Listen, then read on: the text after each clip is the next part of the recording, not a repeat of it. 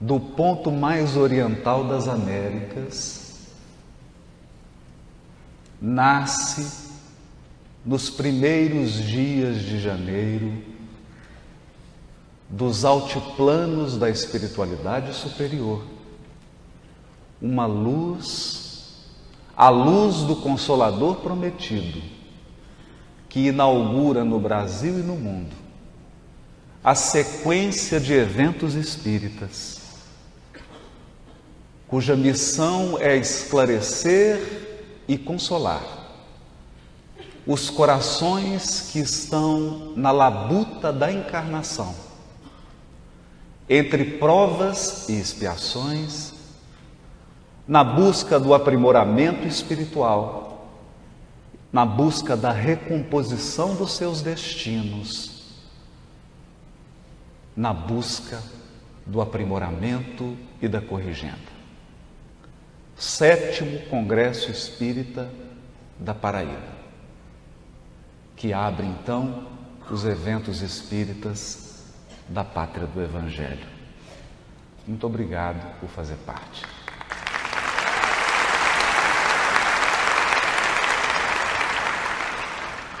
E por fim, considerando que o tema do congresso é a grandeza da vida, eu não poderia deixar de agradecer nesse momento 2 pessoas sem as quais eu não teria recebido a dádiva mais preciosa que um espírito recebe: a bênção da encarnação, a dádiva da vida. Então eu quero agradecer nesse momento. Um deles está presente, meu pai Haroldo Mariano Dias,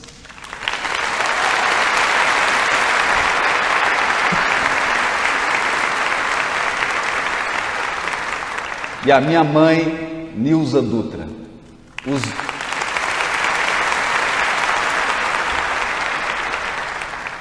Os dois me deram a maior fortuna que eu podia receber, que é a bênção da presente encarnação.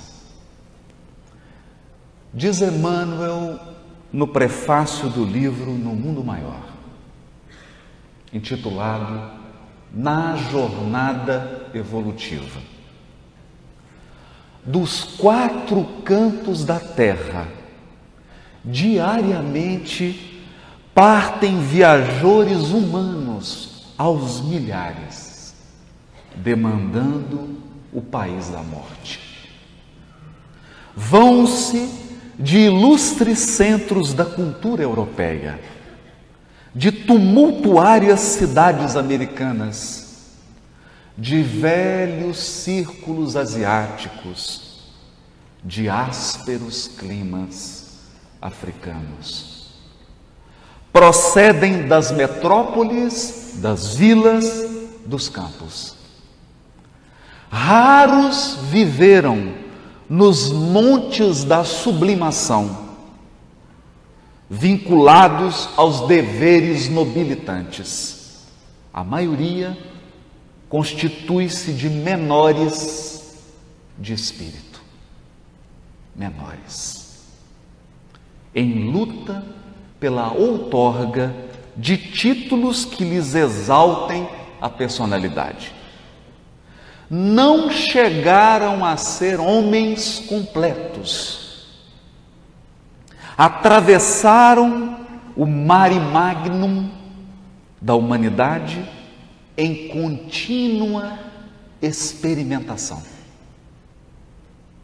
Muita vez acomodaram-se com os vícios de toda sorte, demorando voluntariamente nos trilhos da insensatez. Apesar disso, porém, quase sempre se atribuíam a indébita condição de eleitos da providência. E cristalizados em tal suposição, aplicavam a justiça ao próximo, sem se compenetrarem das próprias faltas, esperando um paraíso de graças para si e um inferno de intermino tormento para os outros. Quando perdidos nos intricados meandros do materialismo cego, fiavam, sem justificativa, que no túmulo se lhes encerraria a memória. E, se filiados a escolas religiosas, raros, excetuados, contavam levianos e inconsequentes, com privilégios que jamais nada fizeram por merecer. Onde albergar a estranha e infinita caravana? Como designar a mesma estação de destino a viajantes de cultura, posição e bagagem tão diversa? Com essa reflexão, o benfeitor Emmanuel nos lembra que diariamente milhares e milhares de criaturas em todos os quadrantes do planeta retornam à pátria espiritual, repletos de experiências e movimentações, mas muitas vezes, a sua maioria, míseros, pobres de luz espiritual, incapacitados sequer de perceberem que adentraram na vida verdadeira, que estão banhados pela luz do mundo espiritual, esquecidos da filiação divina, esquecidos da infinita sabedoria e do infinito amor, vagam e perambulam pelo mundo espiritual, qual se fossem mendigos, incapazes de reconhecer os tesouros do tempo depositados de igual modo nas mãos de cada um de nós. É por esta razão que Emmanuel, no prefácio do livro Vinha de Luz, irá dizer: o Evangelho é o sol da imortalidade que o Espiritismo reflete com sabedoria para a atualidade do mundo. Sol da imortalidade. Pensarmos Evangelho e vida é, por um momento que seja, por apenas um momento, fazer o esforço da transcendência. Tão logo ingressamos no mundo espiritual, pelas portas escuras da morte, percebemos que não importa se você é chinês, não importa se você é da Coreia do Norte, não importa se você mora ou nasceu na América do Norte, no Rio Grande do Sul, na Paraíba, no Japão, na Malásia, todo o seu patrimônio cultural e humano fica. Porque a dor de deixar os entes queridos e partir pela porta da morte é a mesma, não importa a sua língua, não importa a sua nacionalidade. Perder uma mãe, perder um pai, perder um filho ou uma filha, é a mesma dor, seja você um habitante do Havaí ou um habitante da Coreia do Sul. Passar por uma doença grave que o conduzirá à morte é tão desafiador para o árabe quanto para o judeu, para o muçulmano e para o espírita. E diante dessa experiência que todos nós viveremos,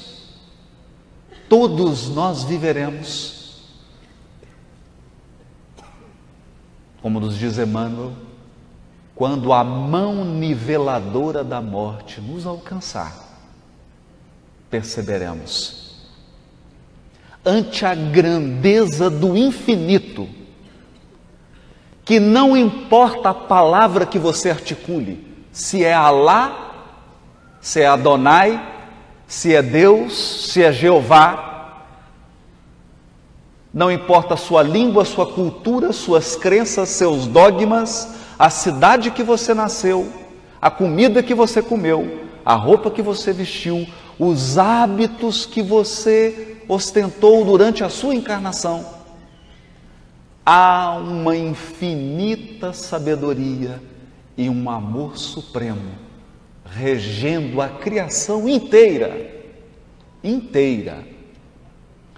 E para mostrar ao mundo que o amor e a sabedoria ilimitados regem a vida, um dia,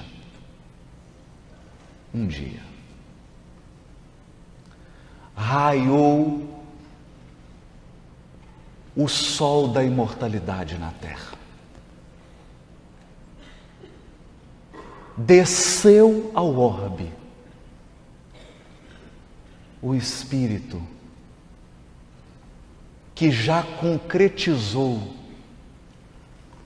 todas as nossas aspirações.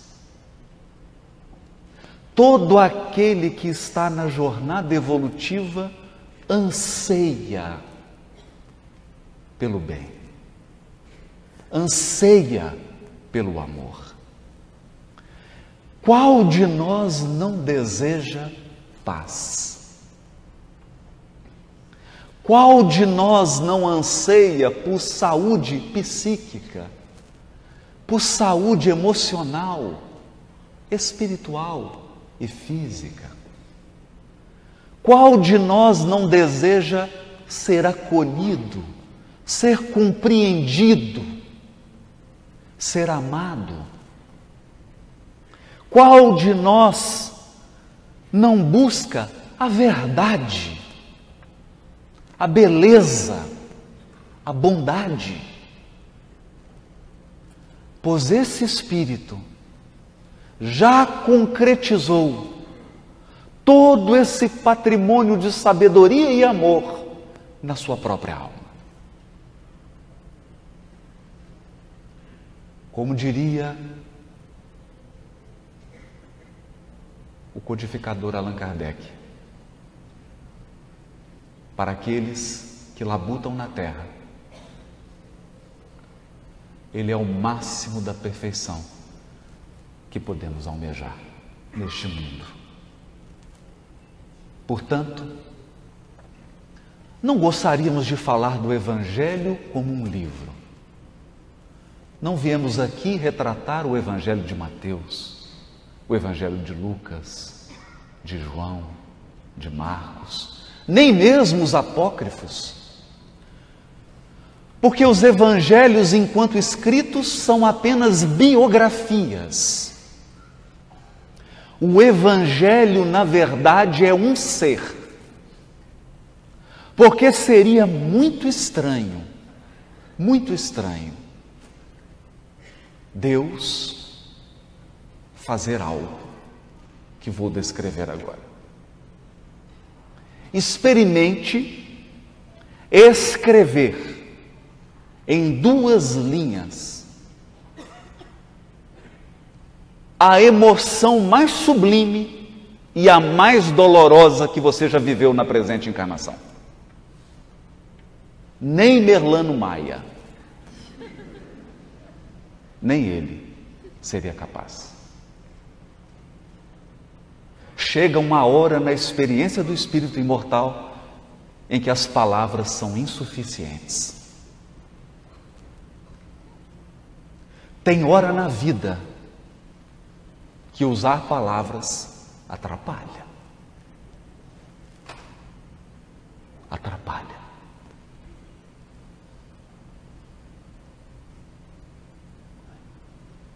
Muitas vezes, um simples olhar, um gesto pequenino, diz mais que uma palestra de abertura. Seria então estranho que a inteligência suprema da vida não dispusesse de recurso superior a um rolo de manuscrito. Acaso Deus necessitaria, em sentido absoluto, de um pedaço de folha de papel para dizer algo aos seus filhos? Não obstante, todas as tradições religiosas do planeta idolatram livros sagrados, esquecidos de que a letra mata, mas o espírito dá vida. O Evangelho não é um rolo de pergaminho enterrado em um vaso. O Evangelho é a própria pessoa do Cristo. Ele é a mensagem. Ele é tudo que Deus tem a nos dizer por hora. Sua vida, suas atitudes, a maneira como acolhia as pessoas, a maneira como conduzia situações intricadas e difíceis, a maneira como respondeu a dúvidas, a maneira como se esquivou de ciladas da maldade e do cinismo, o modo como recebeu e aliviou profundas dores do corpo e da alma, retratam o que Deus tem a nos dizer. É por esta razão que no Livro dos Espíritos encontraremos a luminosa expressão de que Jesus é a mais pura expressão da lei divina. Porque não é uma expressão de fala. O mundo antigo conhecia ilustres oradores. Atenas era reconhecida no mundo inteiro por aqueles que subiam ao púlpito, treinados na arte da oratória, faziam rir e chorar, encantavam, embelezavam, porque palavra também é arte. E quem a maneja é também artista. Não obstante, esses ilustres oradores viviam verdadeiros tormentos nas suas vidas privadas. Sofriam imensamente por enfrentarem dificuldades no relacionamento cotidiano.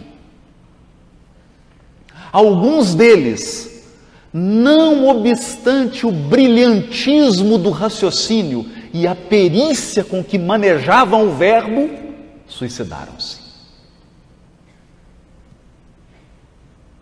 Atormentados e acabrunhados, fugindo das dores que purificariam suas almas. É por isso que Jesus preferiu afastar-se dos locais tradicionais dos discursos. Vamos encontrá-lo às margens do Tiberíades.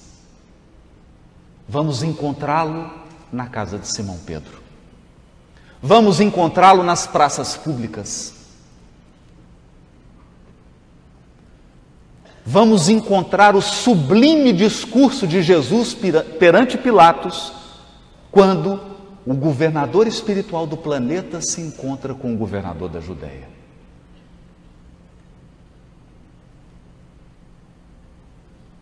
E o discurso mais belo do Evangelho, Jesus fica em silêncio.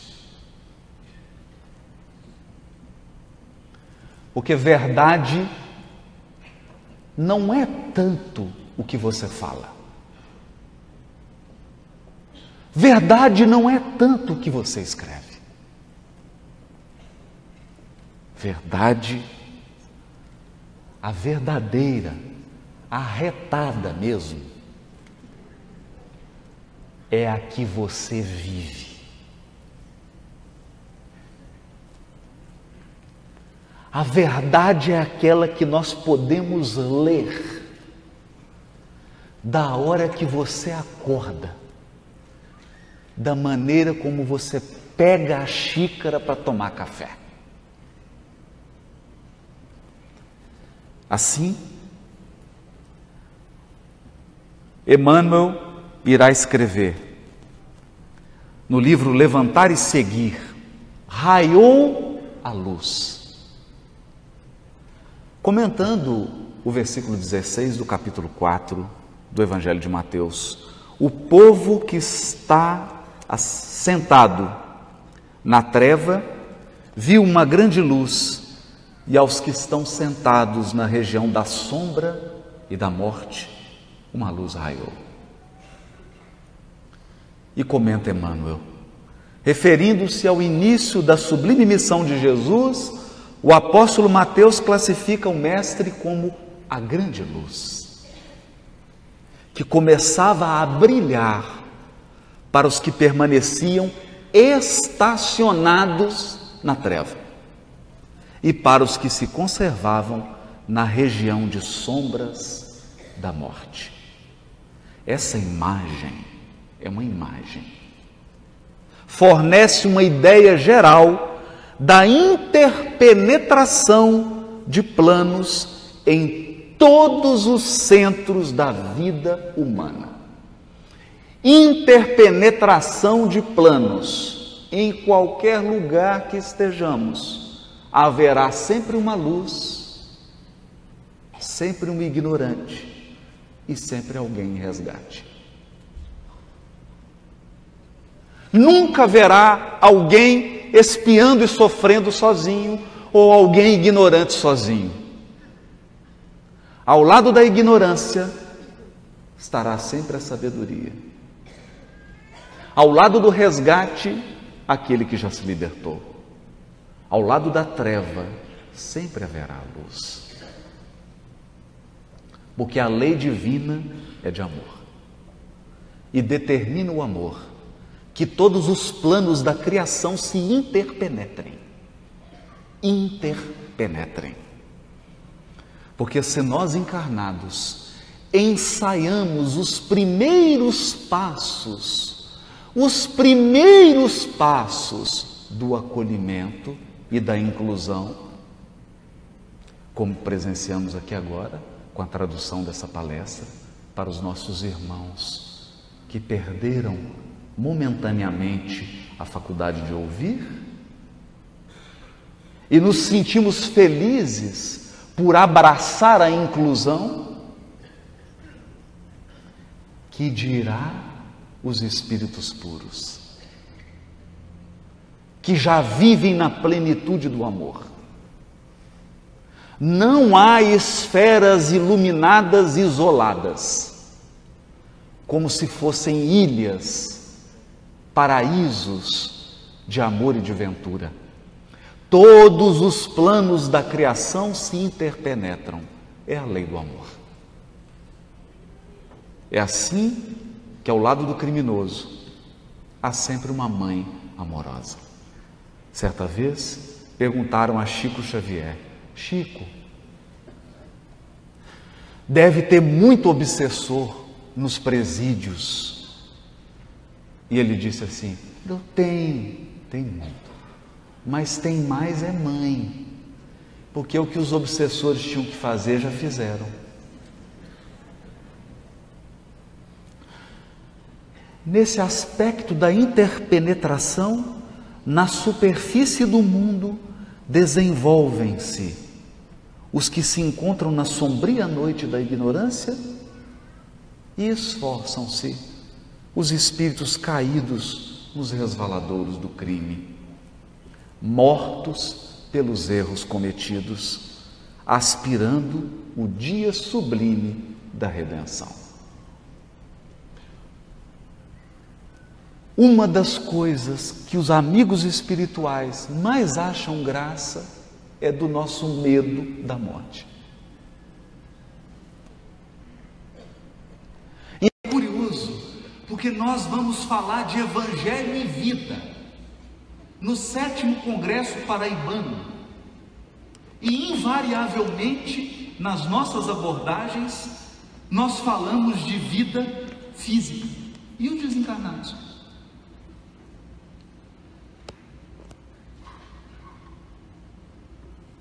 Acreditamos que o Evangelho se restringe a um código de conduta para seres que têm corpo físico. E os espíritos que aqui estão riem gostosamente, porque sabem que todos aqui no auditório vão morrer.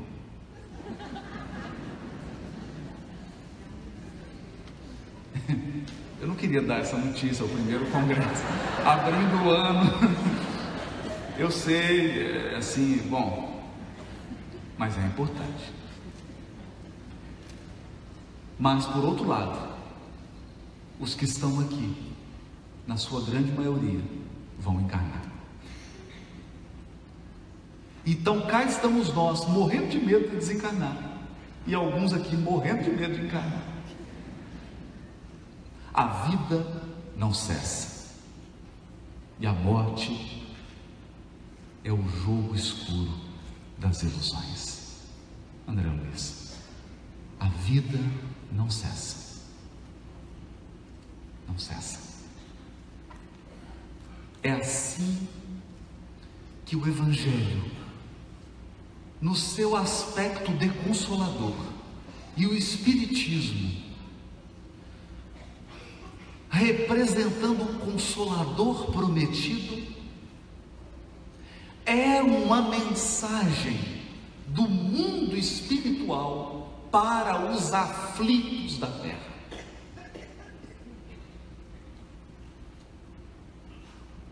Evangelho e vida é consolação. Consolação. Só entende isso quem já sofreu muito, quem já verteu lágrimas. A luz da doutrina espírita é a luz do Consolador prometido aos espíritos que estão nas trevas da ignorância ou nas trevas do resgate doloroso. É por isso que Emmanuel, no livro Religião dos Espíritos, no capítulo intitulado Examina a própria aflição. Examina a própria aflição. Por que dizemos isso? Porque o suicídio tem se multiplicado numa escala assombrosa. As universidades brasileiras estão assistindo semanalmente a muitos jovens tirando a própria vida. Não há idade, não há classe social, não há nível cultural, educativo. Pessoas pobres e pessoas ricas. pessoas cultas e incultas estão se matando. E quase sempre, exceção feita daqueles casos em que há uma raiz de uma doença física e psíquica que precisa ser tratada com todo cuidado por profissionais experientes e habilitados, a maioria tira a própria vida, alegando um fardo muito pesado, uma soma insuportável de aflições. E nesse congresso que inaugura o ano para falar da grandeza da vida, e o tema Evangelho e Vida, não poderíamos passar ao largo das aflições. É por isso que diz Emmanuel: examina a própria aflição.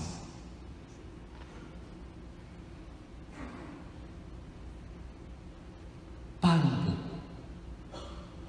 Pensa agora nas aflições que invadem seu coração ou o coração dos seus seres amados. Examina a própria aflição, para que não se converta a tua inquietude em arrasadora tempestade emotiva. Muitos acreditam que o Espiritismo tira a dor. Não tira. Não tira. O Espiritismo tira o desespero. A dor permanece.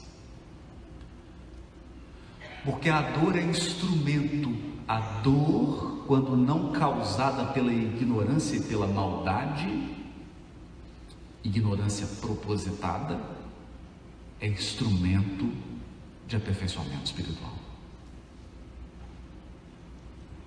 A dor permanece. Perder um ente amado dói e continua a doer até o dia do reencontro.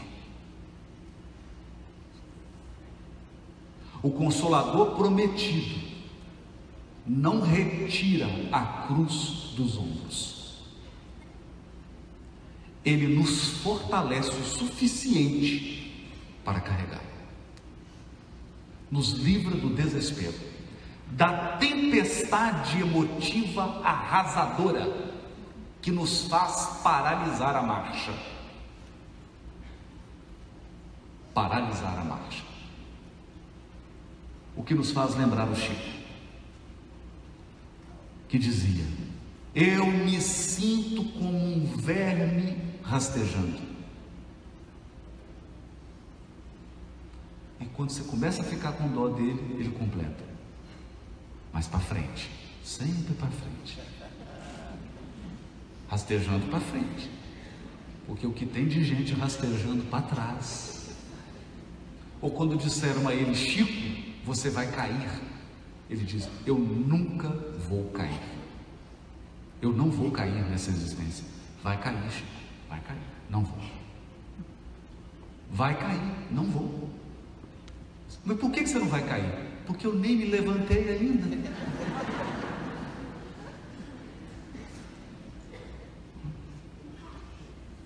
Todas as aflições se caracterizam por tipos e nomes especiais. Tipos e nomes especiais. Então, anota aí. Tem o bloquinho veio na pasta o bloquinho com a caneta? Então anota aí. Vamos ver se a sua é uma dessas. A aflição do egoísmo chama-se egolatria. A aflição do egoísmo chama-se egolatria. E o ególatra, aquele que quer tudo para si, sofre demais. Por quê? Porque ele está sempre em luta para pegar primeiro ou para tirar de alguém. Esse é o ególatra. Então, ele sofre demais. Porque se ele sobe aqui, tem 5 cadeiras, 6 pessoas, já começa a dar aquela ânsia nele, aquele mal-estar. Ele falou: tem que pegar uma cadeira para mim, eu tenho que pegar uma cadeira. E aí ele já não está ouvindo mais a música, a prece inicial ele já não percebe, porque ele precisa de uma cadeira. É um sofrimento. Você viver sempre precisando pegar primeiro, ou sempre necessitando tomar de alguém, é um sofrimento muito grande, é uma aflição. A aflição do vício chama-se delinquência. Que o vício ele começa simples, ele se insinua, daqui a pouco, em nome do vício, você perde a sua humanidade. A aflição da agressividade chama-se cólera. Cólera. Seu coração bate acelerado, você fica com a boca amarga, aquilo lhe dá um mal-estar, e se a agressividade se torna um hábito, o estado de cólera torna-se o estado natural da sua personalidade.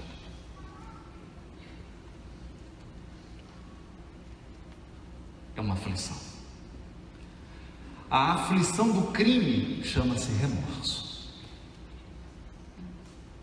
Ele pode tardar, mas ele nunca falha. A aflição do fanatismo chama-se intolerância. Intolerância. E você pode pensar que não é uma aflição, mas o intolerante não consegue conviver por conta do fanatismo. Ele abriu mão das pessoas para ficar com as ideias. Acontece que você não toma café da manhã com ideias. Não é a ideia que vem e faz um carinho, um chamego, um xodó.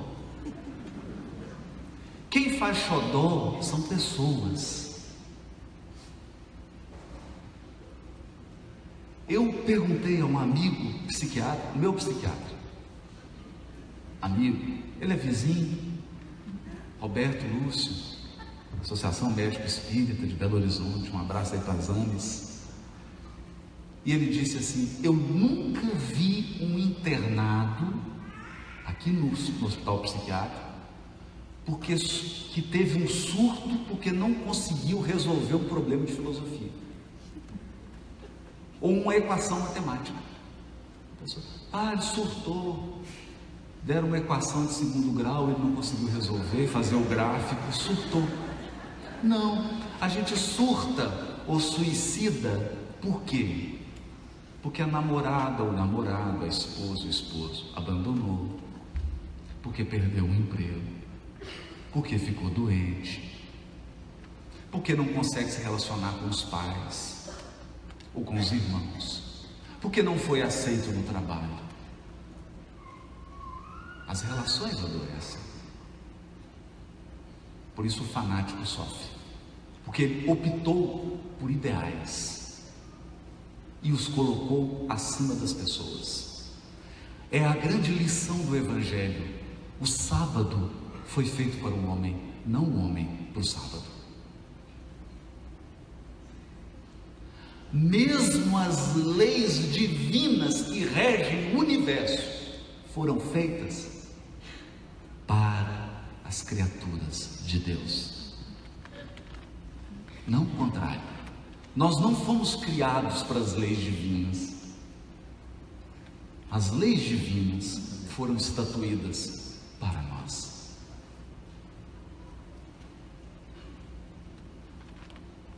A aflição da fuga chama-se covardia. A aflição da inveja chama-se despeito. Chama-se despeito. E a inveja é uma coisa terrível. Chega no Natal, você ganhou 5 presentes, mas você fica com inveja daquele que ganhou 1.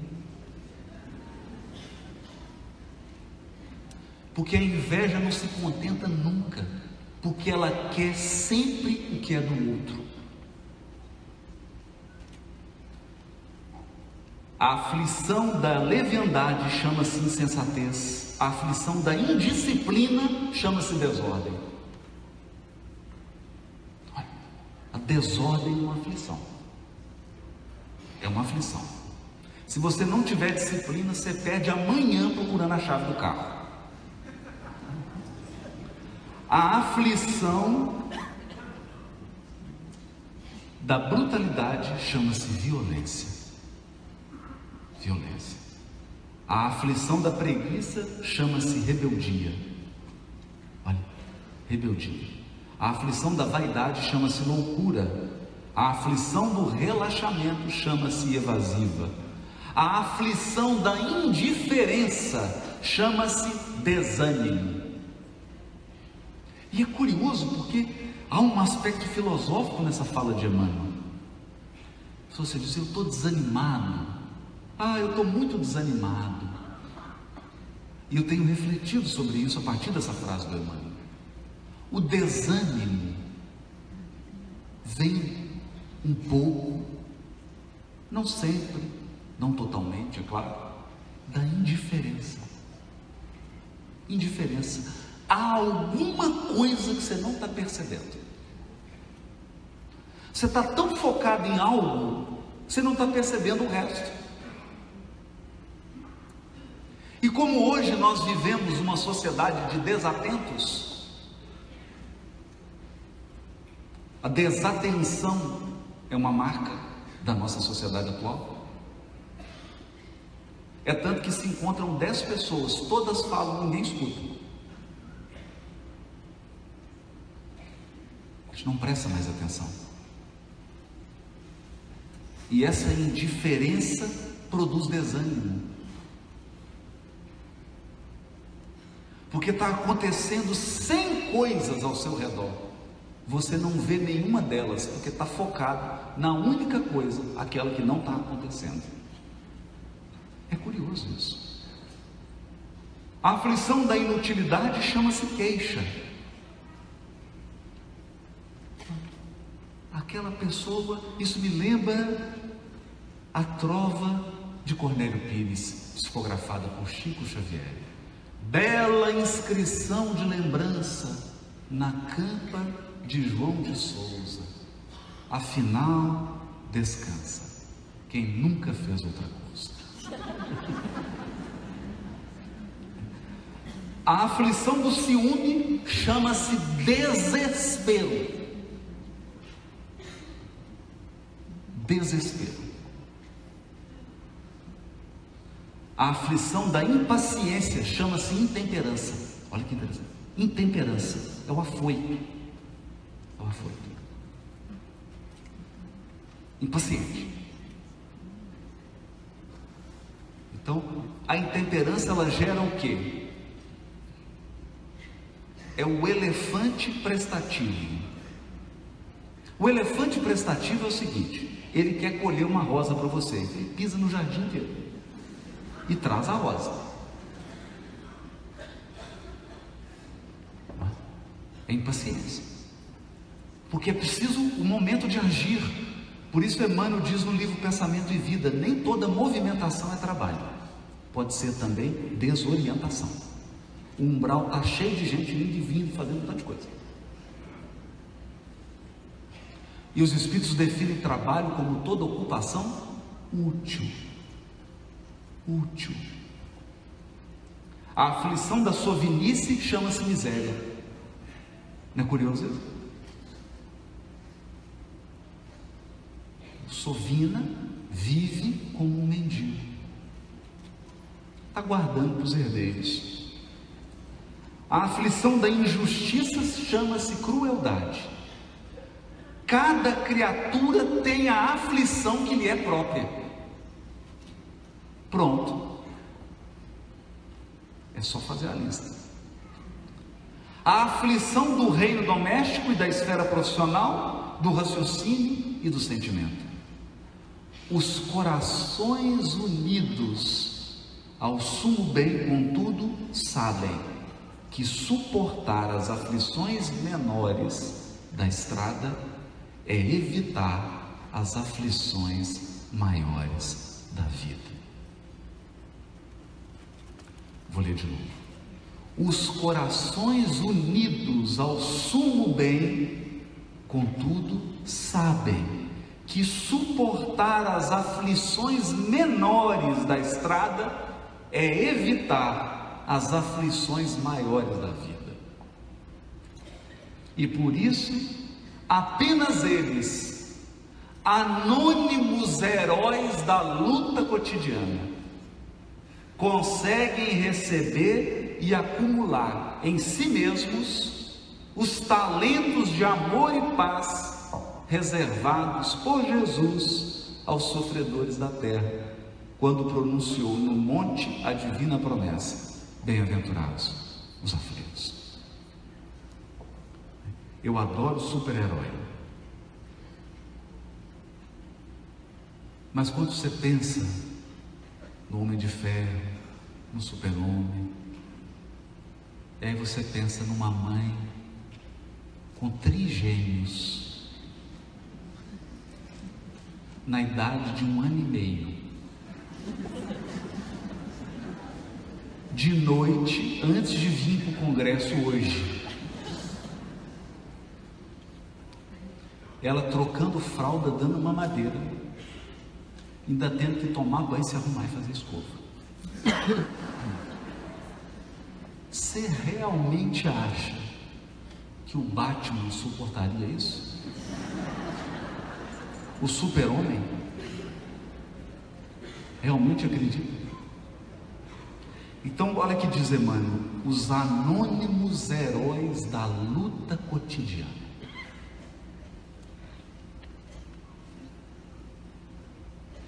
Portanto, quando falamos em Evangelho e vida, e possivelmente eu fale agora para alguém que está aqui pensando em suicidar-se, então, por favor, me escuta um pouco.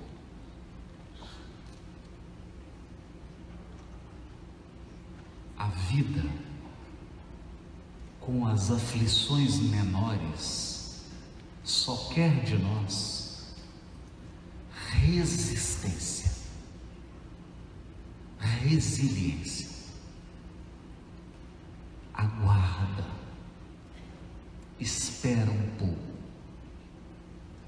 Talvez, na ânsia de fugir das aflições menores, você encontre verdadeiras e gigantescas aflições. Gigantescas aflições. Suporta. Suporta. Nós precisamos de resistência moral. Isso também é um treino. Só a luta cotidiana te tornará forte o suficiente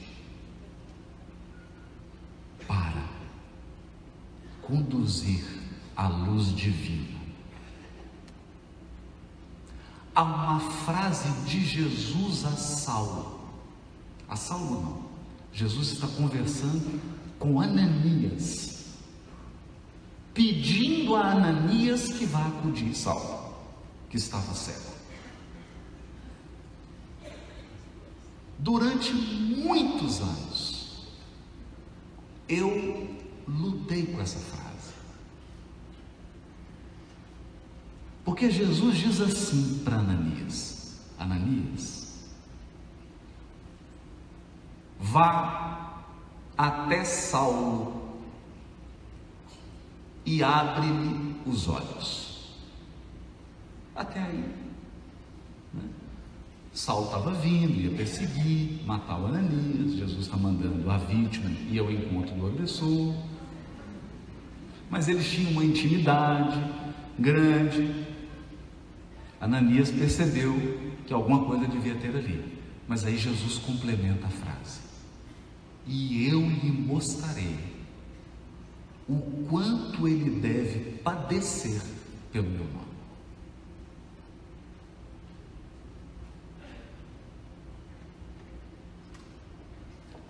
essa frase precisa ser colocada num contexto. Num contexto. E eu lhe mostrarei o quanto ele deve padecer pelo meu nome. E você fala, meu Deus, mas isso é amor ao sofrimento. Isso é sadismo de Jesus. Não é? Há até um quadro aí de humor que coloca Jesus, tem um conselho, Deus está criando as coisas, né? E aí eles fazem uma ironia, já viram isso? Aí tem um anjo que fala assim, então vamos criar uma montanha, vai ter um gelo em cima, bonito, vai chamar Alpe. Aí vem Jesus e fala assim, vamos criar esse bichinho aqui que é o pernilongo. E eles vão fazer uma piada que tudo que Jesus sugere é só coisa de dor, de sofrimento. Porque há isso no imaginário popular, de que a mensagem do Evangelho é uma mensagem de exaltação à dor.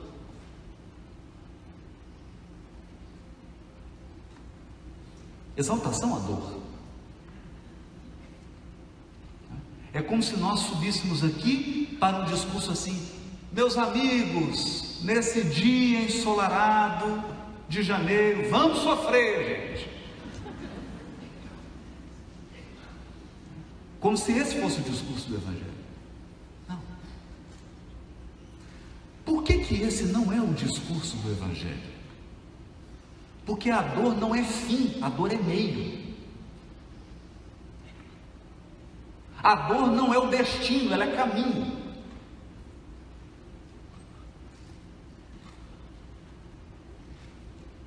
Jesus não está pedindo para você ficar no caminho, está pedindo para você trilhá-lo. Então qual a finalidade? A finalidade é resiliência espiritual. Então vamos examinar. Jesus precisava de um missionário para divulgar o Evangelho para o mundo inteiro. Escolhe Saulo, 35 anos. Estudou nas melhores escolas. O pai e a mãe, 35 anos, já trabalhava no Sinédrio, ia suceder Gamaliel e recebia uma mesada do pai. Está lá no Paulo Estevam. Paulo recebia uma mesada. O pai mandava um dinheirinho, então tinha o salário, o dinheiro que o pai mandava. Então Jesus olha e diz, vão ter que fortalecer o rapaz, né? Vão ter que fortalecer. Tanto que a gente percebe qual a primeira aflição de Saulo, que agora virou Paulo. A primeira aflição de Paulo. A primeira aflição de Paulo ele procura Gamaliel e fala assim, meu mestre, meu orientador, eu não tenho mais salário. E possivelmente, quando meu pai souber que eu virei cristão, eu perco a minha mesada. Estava aflito.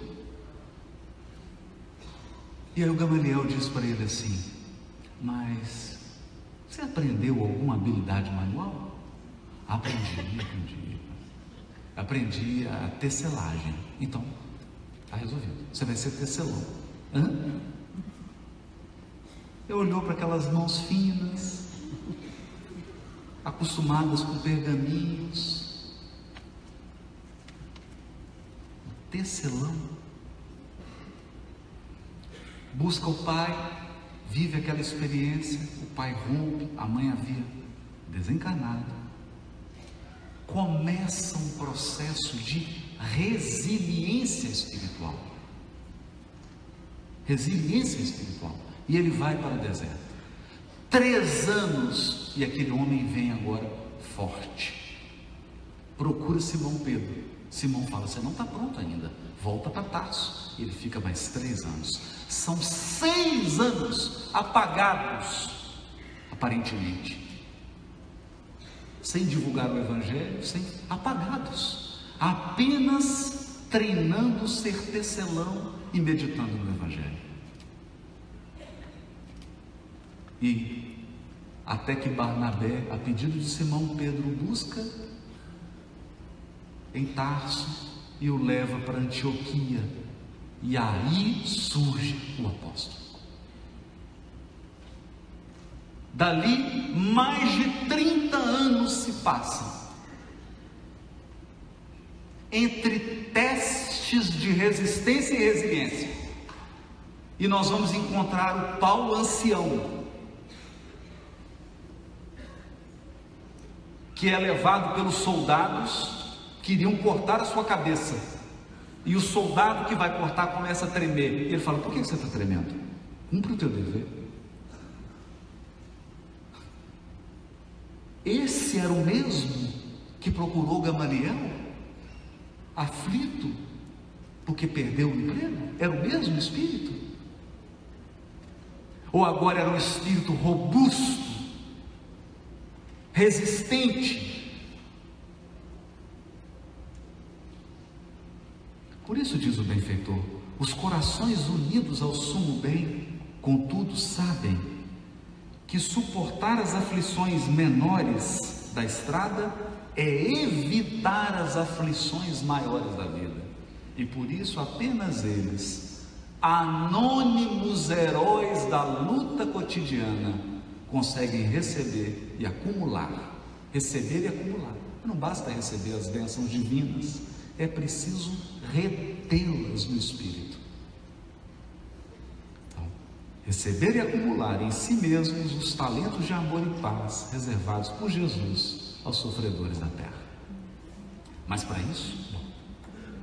isso é preciso adquirir uma virtude. Uma virtude. A vida, para manifestar a sua grandeza em nós, pede uma virtude. Por isso Emmanuel, nessa mensagem, foi publicada na Revista Reformador de junho de 1959, chamada Humildade de Espírito. Olha o que diz Emmanuel: a humildade é um ingrediente indefinível e oculto, sem o qual o pão da vida amarga invariavelmente na boca. A humildade é o ingrediente indefinível. Não tem como definir a humildade. Indefinível e oculto, porque é a humildade. Indefinível e oculto, sem o qual o pão da vida amarga invariavelmente na boca. Por quê? Porque nós, espíritos imortais que aqui estamos, reencarnamos para diminuir a nossa ignorância. Ignorância do verbo ignorar. Ignorar no sentido de não ter a habilidade de, não conhecer, não dominar-se. Esse é o sentido amplo da ignorância. E encarnamos também para recomposição de destino. Recompor o destino, os nós, as tramas de maldade e crime, tramas perpetradas com nossas mãos. Nós nascemos para que possamos, no trabalho, no amor, desatar os nós, recompor destino, porque recompondo você reassume o curso, reassume o curso. Então vamos dar uma ideia disso. O pai de André Luiz nasce na terra e se casa com a mãe de André Luiz. Claro, né?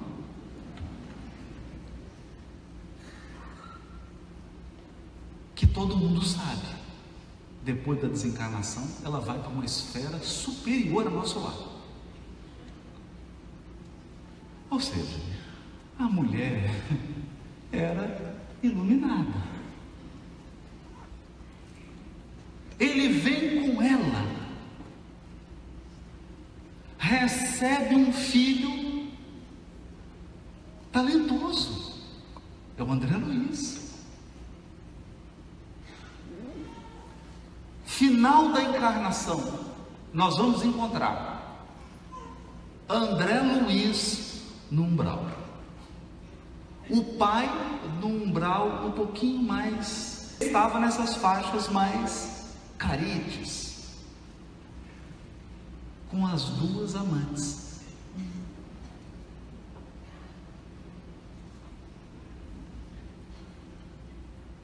E a mãe de André Luiz apavorada, porque ele já havia reconquistado a sua autonomia espiritual. Reconquistado a sua autonomia espiritual. O que significa isso?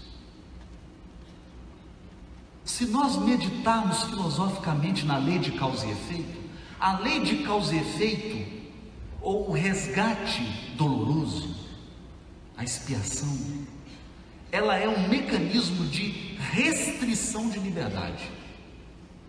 Por exemplo, a pessoa nasce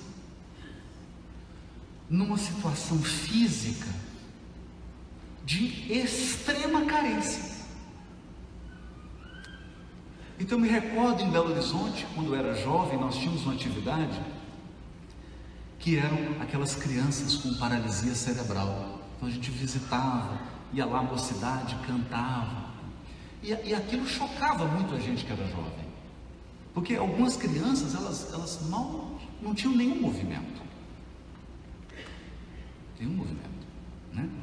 Aliás, aproveitando aqui para pedir a generosidade de todos para o projeto da nossa amiga aqui da Paraíba, Adriana, está num trabalho lindo aí com as crianças vítimas de microcefalia do vírus Zika.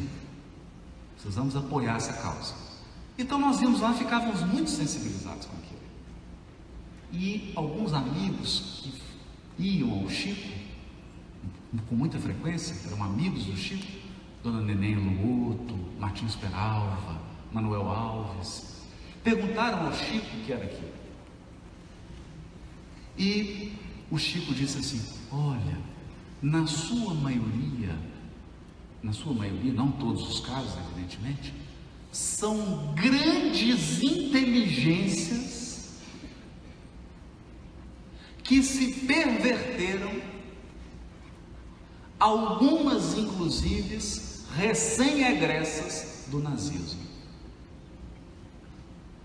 Utilizaram as suas inteligências para causar dor, sofrimento e amargura no semelhante. E agora vem nessa situação por dois motivos. Primeiro, para serem protegidas dos seus inimigos espirituais. Segundo, para um tempo de reflexão espiritual e retomada. Agora imagine você encarnado num corpo com paralisia total. É restrição da sua liberdade. Então, quando nós dizemos em resgate espiritual, nós estamos dizendo em retomar a autonomia. Mas retomar a autonomia para voltar a errar? Retomar a autonomia para voltar a perdê-la?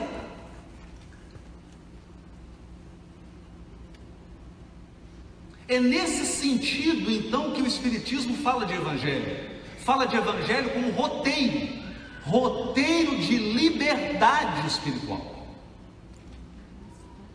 O Evangelho à luz do Espiritismo é um convite, é um processo educativo para que saibamos escolher. Escolher. Então, voltando ao pai de André Luiz, ele preocupado, falou: mãe, o que nós vamos fazer? Não se preocupe, meu filho, já estou programando a minha volta ao mundo corpóreo. Mãe, mas como será isso? Bom, eu vou casar novamente com seu pai.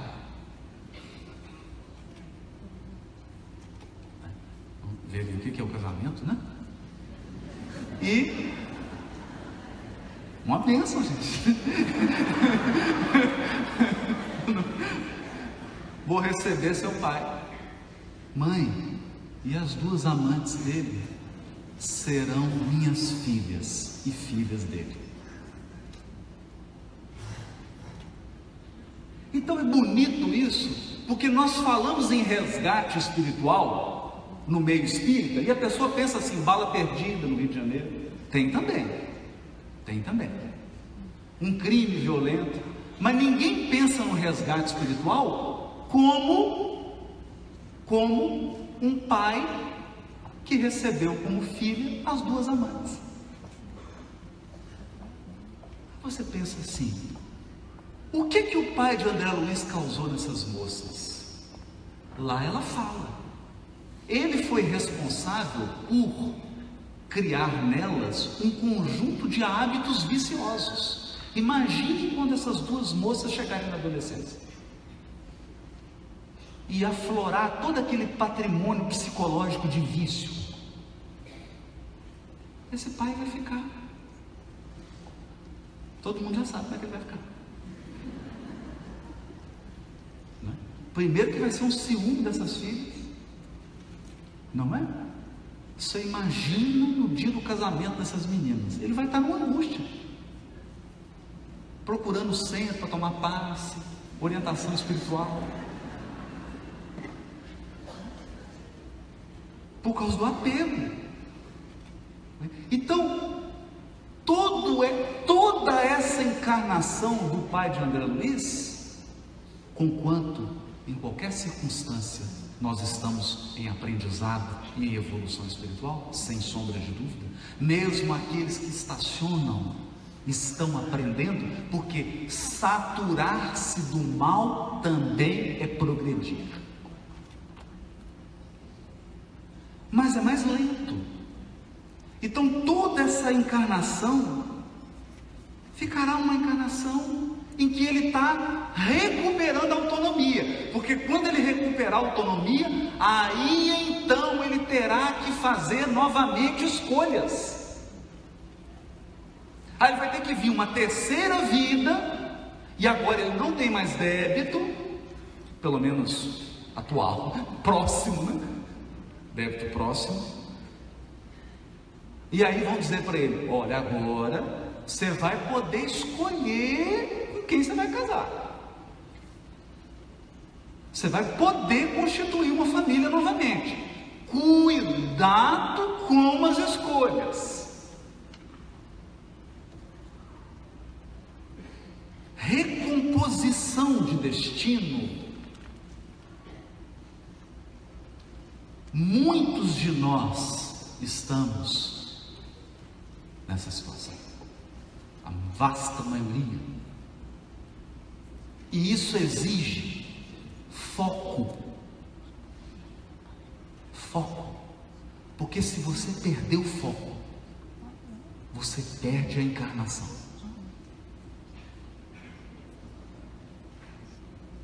Perde o proveito da encarnação.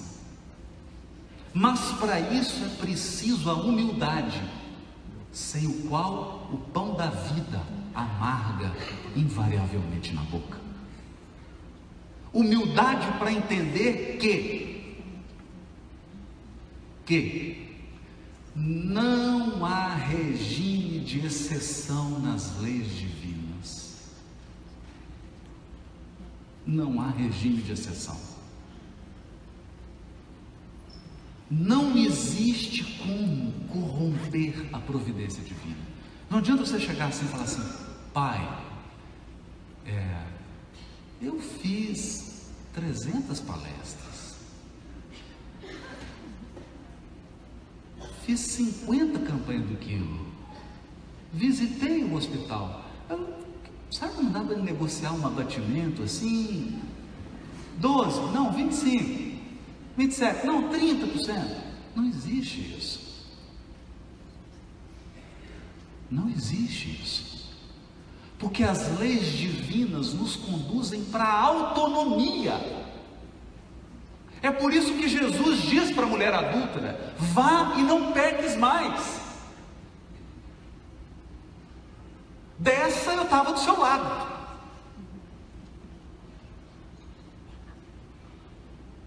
Dessa vez eu estava ao seu lado. Então a grandeza da vida que o Espiritismo nos mostra, através desse código moral universal, é que nós estamos matriculados numa vasta escola para aprendermos a escolher o melhor, escolher o melhor. E nesse sentido, se as dificuldades, se as dores chegaram até você, porque isso nos recorda aquele caso do Chico, que é um caso muito doloroso.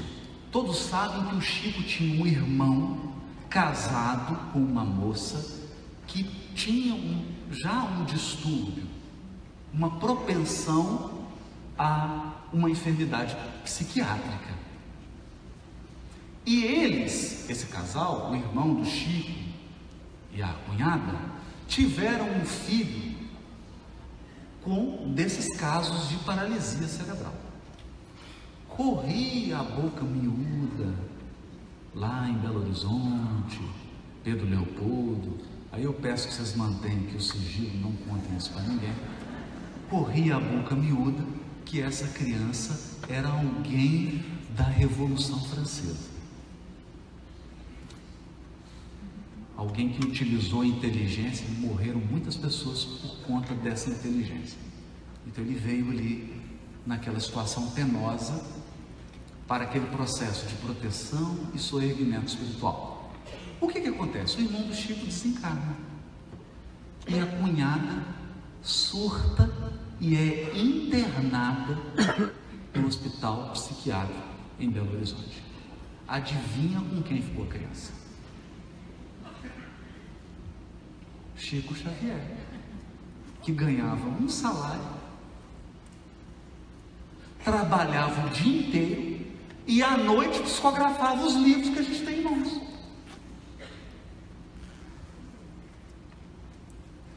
E naturalmente o Chico ficou condoído. Ficou condoído. E ele estava chorando, entrou Emmanuel e falou: Chico, o que você está chorando? O senhor não sabe? Não sabe do que, Chico? A minha cunhada está internada. É por isso que você está chorando, Chico? Mas o senhor não acha uma razão suficiente? E aí Emmanuel faz a pergunta que vale 1 tonelada de luz espiritual. Chico, por que a dor Xavier é maior do que a dor Silva?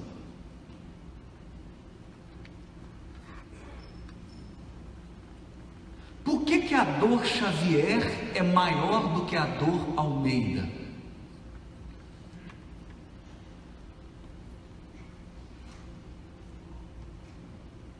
Eu nunca vi você chorando por a outra pessoa que estivesse no hospital, e aquele hospital nunca teve vazio.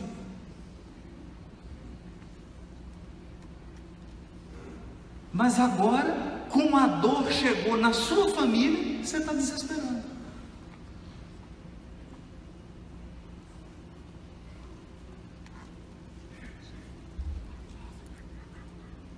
Então, é nesse sentido da grandeza da vida que nós não somos capazes de reconhecer se não tivermos humildade.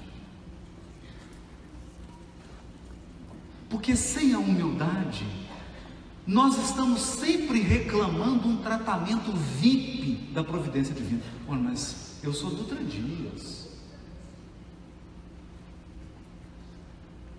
Mas o Dutra Dias, o Xavier, o Almeida, o Silva, o Nogueira, somos todos iguais. Todos iguais. Eu me recordo de uma conversa com um amigo lá na pizzaria do meu pai.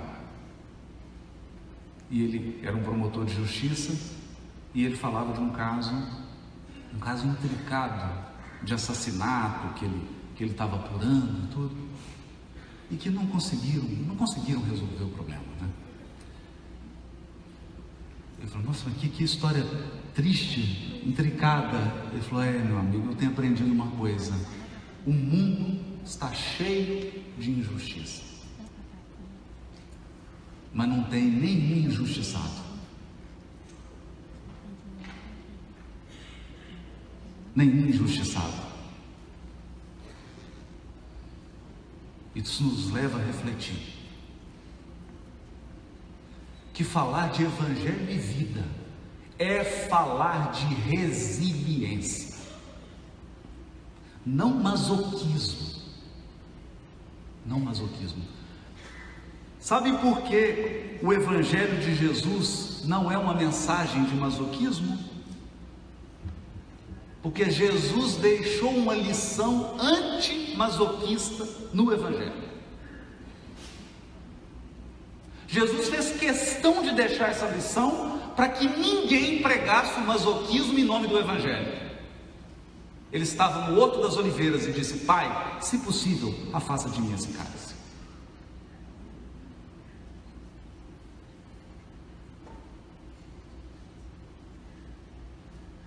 Então, chegou a dor?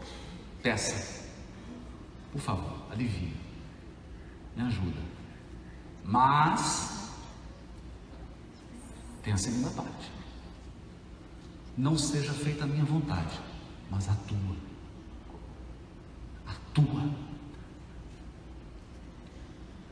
A tua vontade. Por uma razão muito simples: nós somos motoristas de um Fusca 67 numa estrada com neblina.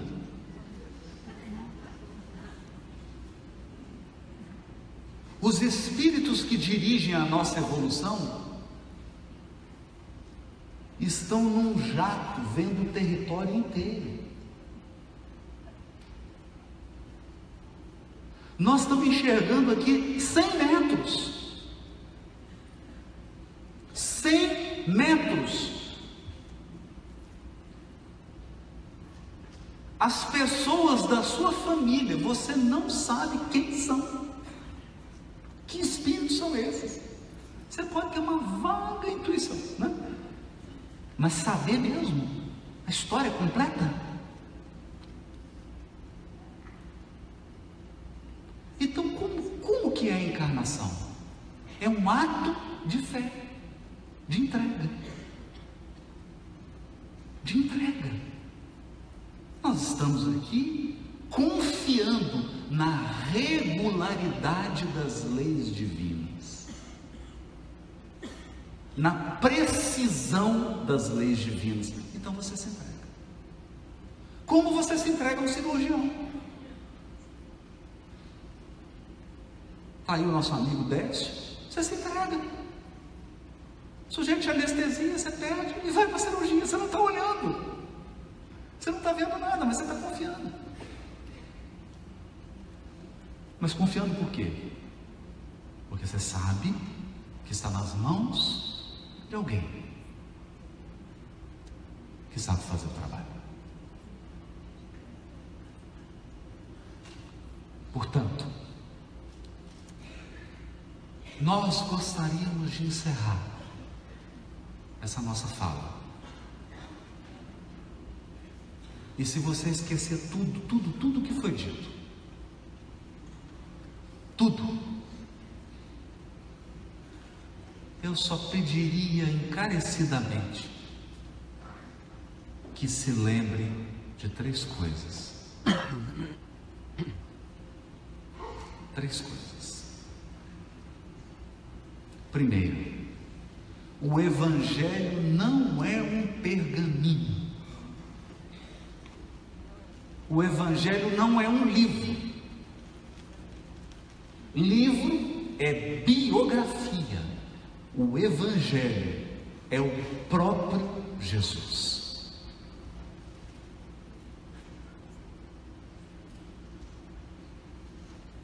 Então há aqui,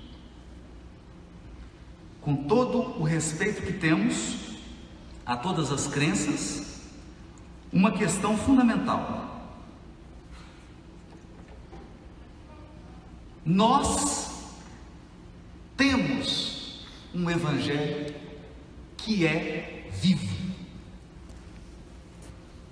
Ele pensa, ele sente e ele age. E ele está entre nós. É o Espírito que governa o orbe. Ele é o Evangelho. Ele é o Evangelho.